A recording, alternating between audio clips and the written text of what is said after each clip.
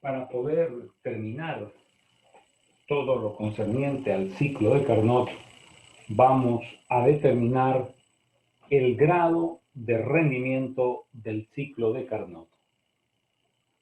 Es decir, el rendimiento del ciclo puede tener un 100%, como el rendimiento del ciclo puede tener un 0%.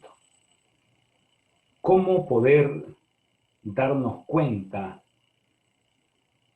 cómo poder definir al grado de rendimiento del ciclo de Carnot? Esto lo hacemos únicamente en función de la definición del ciclo. ¿Qué tenemos que recordar de la definición del ciclo? Que un ciclo tiene que cumplir los mismos objetivos que una máquina térmica, es decir, que pueda ser capaz de tomar calor y de transformarlo en trabajo. Entonces, si todo el calor tomado ya por esta máquina térmica se puede transformar en trabajo, estamos hablando de un rendimiento del 100%. Cuando tomamos calor y solamente parte del calor se transforma en trabajo, entonces hablamos de un rendimiento menor al 100%. Si sabemos que el grado de rendimiento es un cociente entre estos dos parámetros, calor tomado y trabajo desarrollado, tenemos que saber colocar en el lugar correcto tanto al calor tomado como al trabajo desarrollado. ¿Dónde tendría que estar el calor tomado? El calor tomado diríamos, en lo máximo que pueda hacer es transformarse todo el calor en trabajo. Cuando todo el calor se transforma en trabajo, entonces hablamos de un 100%. Cuando no todo el calor se transforma en trabajo, hablamos menos del 100%. Por lo tanto, el calor tomado tiene que estar en el denominador y el trabajo desarrollado en el numerador. Veamos en el ciclo de Carnot, ¿en cuál de las 4 etapas el sistema toma calor? En la primera etapa, que era una expansión isotérmica. Para que el gas no se enfríe, el sistema toma calor durante toda esta expansión isotérmica. Entonces estamos hablando que el calor tomado se da en la primera etapa. Por eso colocamos acá delta Q primera etapa. Y el trabajo desarrollado es el trabajo que se desarrolla a lo largo de todo el ciclo. Por lo tanto, colocamos la sumatoria cíclica de las variaciones de trabajo. Y para poder especificar de que el calor se transforme en trabajo, que son opuestos, colocamos el signo negativo. Ya habíamos manifestado de que el signo negativo significa que son opuestos. Entonces, si el calor tomado es positivo, el trabajo desarrollado va a ser negativo. Veamos. El calor tomado, según lo que habíamos calculado en el ciclo de Carnot, es RT1 neperiano V2 sobre V1. El trabajo desarrollado, que es la sumatoria cíclica de la variación de trabajo, nos daba menos, paréntesis T1 menos T2, R neperiano V2 sobre V1. Y como tiene que estar con el signo negativo delante, entonces colocamos el signo negativo y abrimos corchete. Pero con negativo lo hacemos positivo. R simplificamos con R. Neperiano V2 sobre V1 simplificamos con neperiano V2 sobre V1. ¿Qué nos queda? T1 menos T2 sobre T1. Como el numerador comparte el mismo denominador, dividimos cada uno de los numeradores en el denominador. Tendríamos T1 sobre T1 menos T2 sobre T1. Pero T1 sobre T1 es 1 menos T2 sobre T1. Entonces el grado de rendimiento del ciclo de Carnot podemos precisarlo en la medida que nosotros conocemos las variaciones de las temperaturas. Veamos, por ejemplo, cómo puedo llegar a tener un 100% de rendimiento. ¿Cuándo puedo llegar a tener un 100% de rendimiento? Cuando la temperatura 1 se hace mucho más grande que la temperatura 2. Entonces, cuando un número lo divido entre un número que tiende al infinito, esto se hace 0. Por lo tanto, el grado de rendimiento igual a 1, que equivale al 100%. ¿Cómo es que obtengo un grado de rendimiento de un ciclo de Carnot, el del 100%? Cuando después de la primera etapa, que es la expansión isotérmica, que viene la expansión adiabático, mi aislamiento térmico que utilizo es un aislamiento que no permite o que su lambda de transmisión de calor tiende a cero, es decir, que no intercambia calor. Es decir, que si yo paso y toco mi mano sobre revestimiento térmico, pues lógicamente tendría que estar tocando la temperatura del ambiente para mostrar de que ese aislamiento térmico es prácticamente no está dejando intercambiar al sistema con el medio. Entonces, cuando hay un excelente aislamiento térmico, mi sistema tiende su rendimiento al 100%. ¿Cuándo se hace mi rendimiento igual al 0%? Cuando ambas temperaturas, T1 y T2, se hacen iguales. Entonces, esto sería T2 menos T1 son iguales 1, 1 menos 1 es 0. ¿Cuándo el rendimiento igual a 0? Cuando el aislamiento térmico es pésimo y no es capaz de aislar. Entonces, si no es capaz de aislar, no puede generar un enfriamiento. Y si no puede generar un enfriamiento, la temperatura entre este punto y este punto permanece la misma. Por lo tanto, el gas no se ha enfriado y el rendimiento es del 0%. Bien, hay otro aspecto muy importante dentro de la termodinámica, es el efecto de estrangulamiento isentálpico de Joule y de Thomson. Veamos el siguiente dispositivo. Sea este dispositivo, ¿ya?, un ducto que está aislado térmicamente, y aquí en este nivel tenemos una obstrucción, como ustedes ven, como si fuera una pared. Es una obstrucción, un disco poroso, un diafragma, es un material poroso. Lo construimos de tal manera que aquí colocamos esta obstrucción, colocamos un manómetro y un termómetro y un manómetro, y por este lado tenemos la entrada del fluido gaseoso, la entrada del gas, que puede ser un componente o puede ser una mezcla gaseosa, como puede ser el tema del aire. Entonces, esta es la entrada del gas y esta es la salida del gas. Fíjense que aquí lo estamos haciendo intencionalmente. Este volumen de este compartimento es menor que el volumen de este otro compartimento. Entonces aquí estamos ante una compresión, una mayor presión, que lo podemos ver por el manómetro que nos está dando una presión mayor, y aquí tenemos una presión menor. Entonces, ¿qué es lo que sucede? Veamos qué sucede en esta pared A, que es la obstrucción. Esta pared es porosa, entonces tiene estos orificios, estos huecos, ¿de acuerdo? Y vienen las moléculas con una velocidad rectilínea uniforme. Imaginémonos en un mol, ¿ya?, de cualquier sustancia, tenemos 6.023 por 10 a la 23 partículas. El número de Avogadro de partículas son cualquier cantidad de partículas. Entonces es como que si viniera un coche a 160 por hora y detrás de él vinieran muchos coches a la misma velocidad. Si este primer coche se parara, se frenara por algún obstáculo, automáticamente los que vienen detrás vienen a chocar y hace un efecto acordeón. ¿Por qué sucede este choque acá? Porque cuando viene esta partícula y se topa con esta obstrucción, ¿ya?, con este congestionamiento, con este estrangulamiento, de repente tiene que buscar cómo pasar ese estrangulamiento, cómo pasar ese obstáculo. Entonces, hasta que se acomoda esta partícula para pasar ese obstáculo, todas las otras partículas que vienen con movimiento rectilíneo uniforme van a ejercer una presión sobre la primera. Y aquí se da un efecto de acordeón, se da una compresión. Pero una vez que esta partícula está ya en la boca de aquí este orificio para salir, la presión que ejercen las partículas que vienen por la parte posterior, la van a empujar y van a ejercer una expansión. ¿De acuerdo? Por eso es que acá lo hemos visto, una expansión. Este dispositivo estructurado de esta manera nos da a nosotros estos fenómenos de que en esta primera etapa, en este compartimento, se nos dé una compresión y en esta segunda etapa se nos dé una expansión, que inmediatamente lo vemos. ¿Por qué? Porque el termómetro disminuye la presión y la temperatura, pero el manómetro disminuye la presión y el termómetro disminuye la temperatura.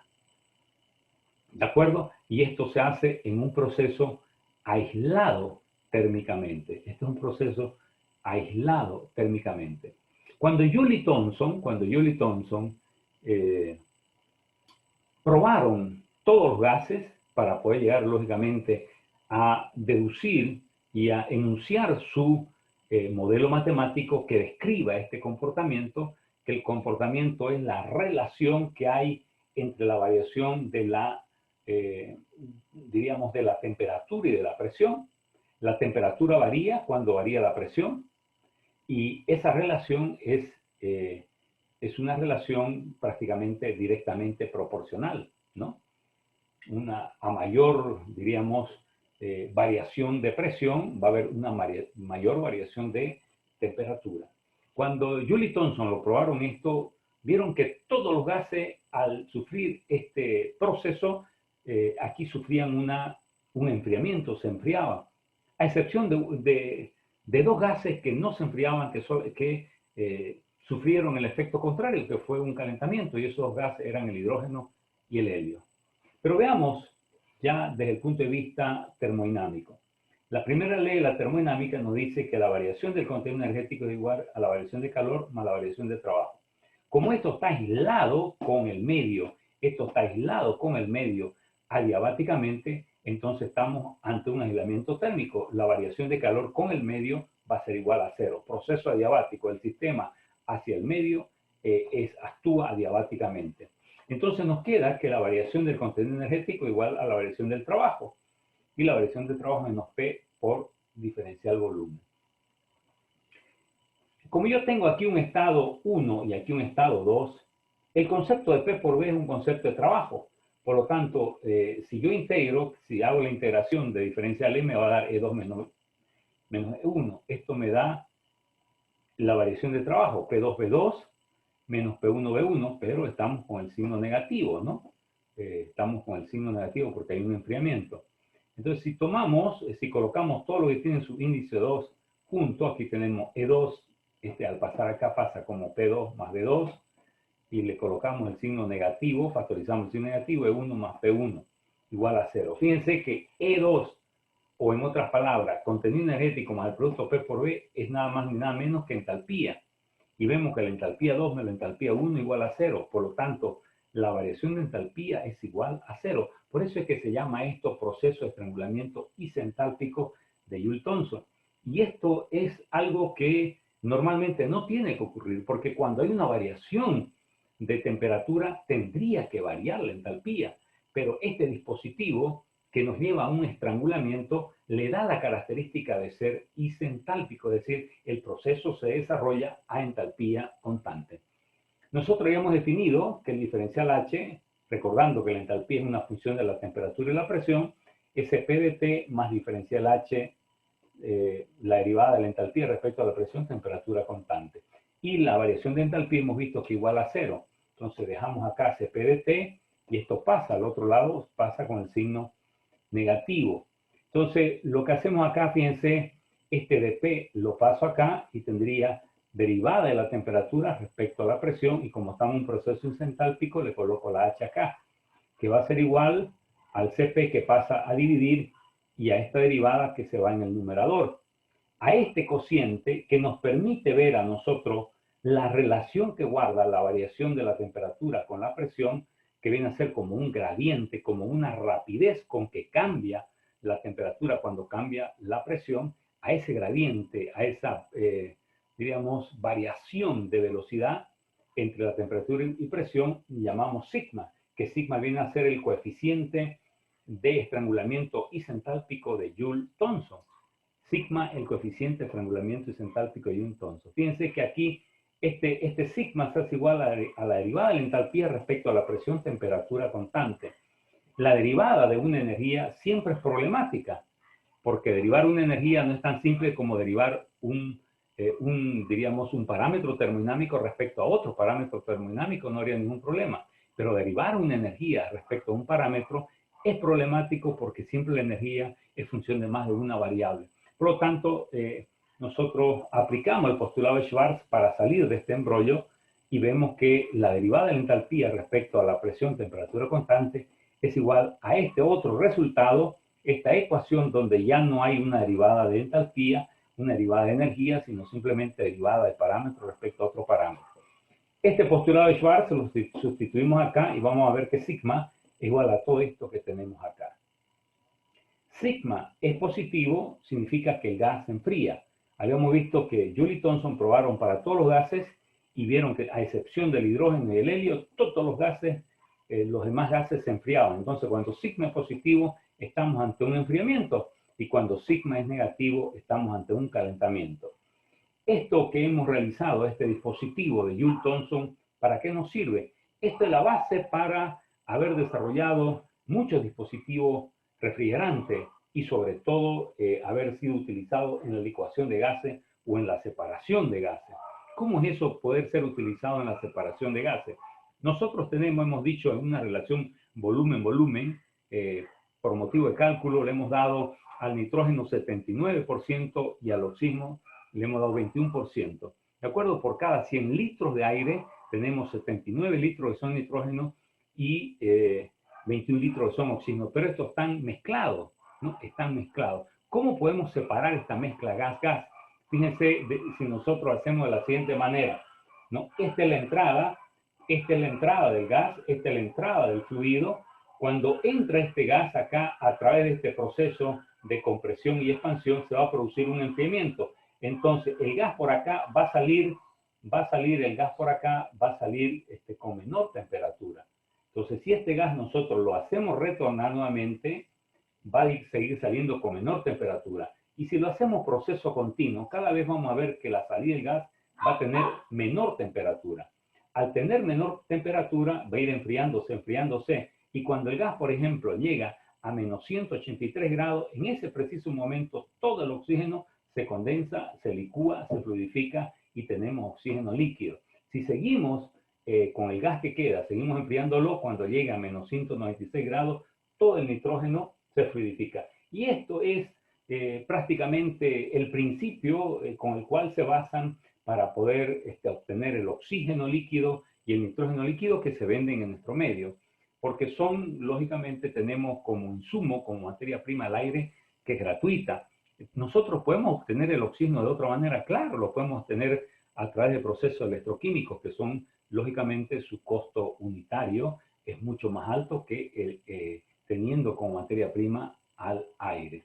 Pero grafiquemos ahora presión versus temperatura, que es sigma. Sigma es la derivada de la temperatura respecto a la presión en un proceso isentálpico. ¿Qué sucede? Si nosotros vamos a suponer que este experimento lo hacemos a 20 grados centígrados y a 20 grados centígrados el gas enfría y le vamos a poner sigma 0 positivo 0.2.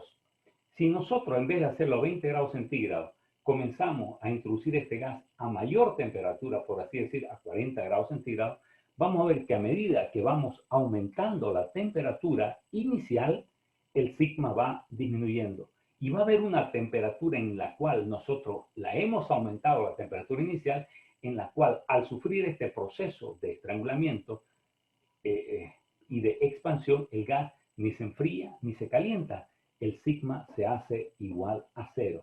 Si por encima de esa temperatura, nosotros por encima de esa temperatura colocamos una temperatura inicial superior a esa temperatura, entonces el gas, en vez de enfriarse a través de este proceso de estrangulamiento, en vez de enfriarse se va a calentar.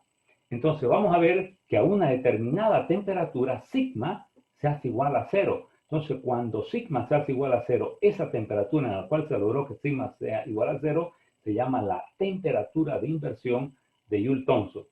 ¿Por qué de inversión? Porque se invierte de estar calentándose, se enfría, o de estar enfriándose, se calienta. Decimos que sigma es positivo para todos los gases, significa que se enfría, a excepción únicamente de dos gases, el hidrógeno y el helio.